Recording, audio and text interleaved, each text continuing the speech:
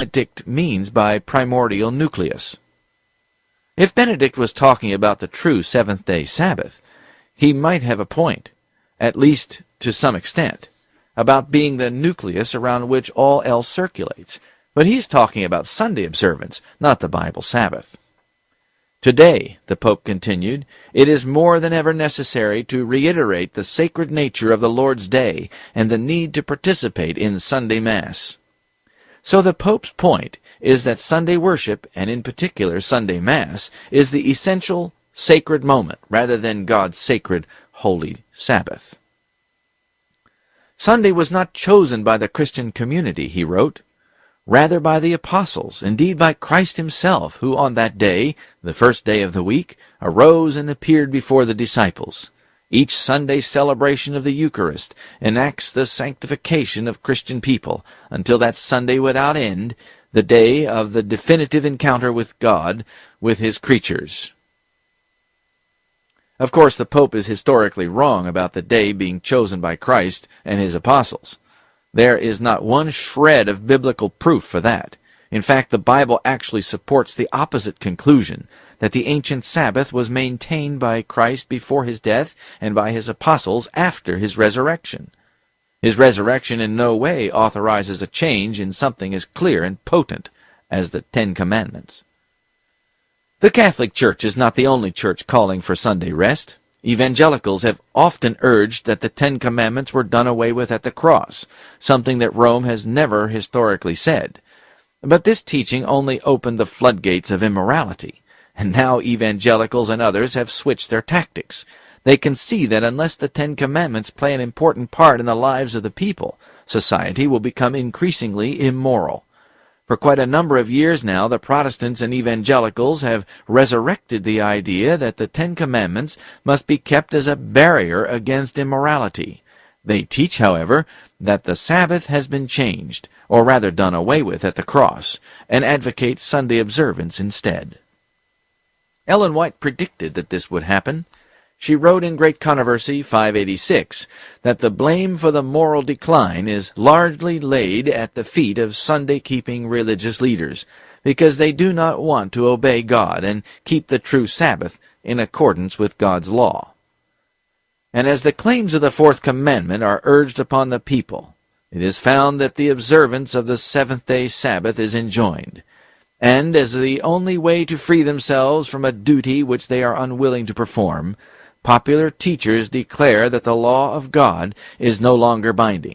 Thus they cast away the law and the Sabbath together. And as the work of Sabbath reform extends, this rejection of the divine law to avoid the claims of the Fourth Commandment will become well nigh universal. The teachings of religious leaders have opened the door to infidelity, to spiritualism, and to contempt for God's holy law.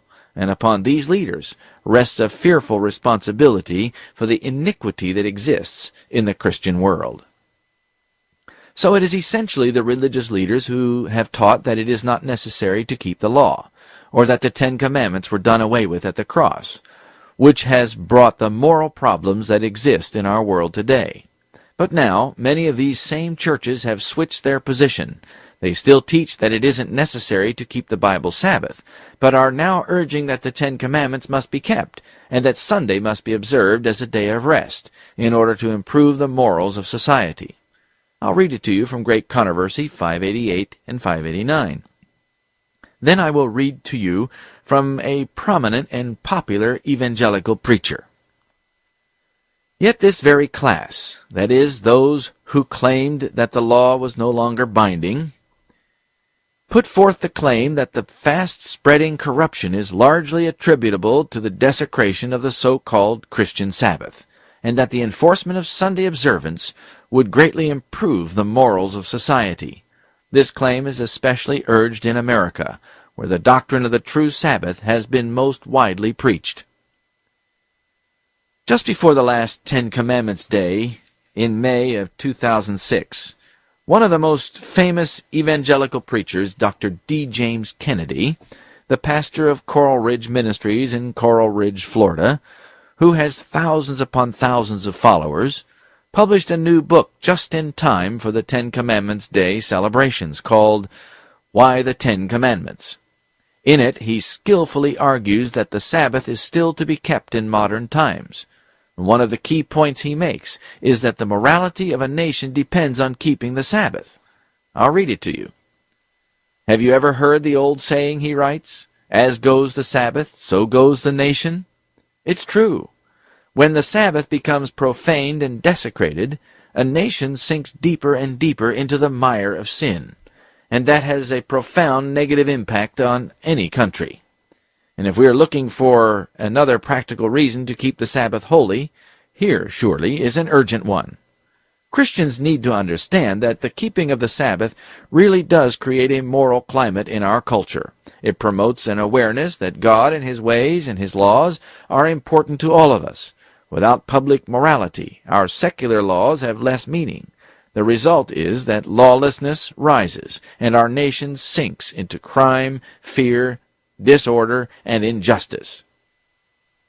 Just as God's servant predicted, popular religious leaders are now attempting to convince Sunday keepers that they are right to continue disobeying God's commandment in the name of honoring God's Sabbath, which they define as Sunday. This twisted logic can only come from the source of all rebellion to God, Satan himself, and they press the urgency of the matter to suggest that we must do something about it. The obvious solution is Sunday legislation, which is the natural outcome of such agitation. Dr. Kennedy continues, "Before there was a state, before there was a church, before there was a family, the first institution God gave to mankind was the Sabbath." Actually, the family was first. Marriage between one man and one woman was the first institution God gave to mankind, and the second was the Sabbath. But both of them together were designed to protect society from moral decline. By redefining the Sabbath as Sunday, evangelical preachers are now suggesting, and not too subtly, that the Christian Sabbath is something that the state should legislate. Note that this is a rather blatant suggestion that because the Sabbath pre-existed the state ought to observe and protect the Sabbath, meaning Sunday, of course. Let me read it again. Before the state, before the church, before the family, the first institution God gave to mankind was the Sabbath. On July 2, 2006, USA Today published an article in which a minister asked for a formal day of rest. "Whether religious or not," wrote Henry G. Brinton, pastor of the Fairfax, Virginia Presbyterian Church, "people know that they need to take a day off in order to maintain their sanity and remain efficient and productive at work. But I'm convinced that downtime is not enough. We need a formal day of rest. A true Sabbath gives us time to refresh and renew ourselves, regain proper perspective, and redirect our lives to what is good and true and worthwhile." For much of this country's history, blue laws kept businesses closed on Sundays, forcing Americans to focus on church-going, rest, and relaxation. Although many people resented these limitations, these laws did have the beneficial effect of creating a day of rest. But in the past century, and particularly since the 60s, states have relaxed these rules regulating business on Sunday as our consumer-driven culture has gone into overdrive. What began as a trickle soon became a raging river. Today, almost every mall, theater, and restaurant is operating 7 days a week. Even in Europe, where church-going has been in decline for years, Sunday has been, until recently, a day in which most businesses were closed, allowing people to spend time with family members and friends. Well, what does he mean by a formal day of rest? There might be those who argue that he is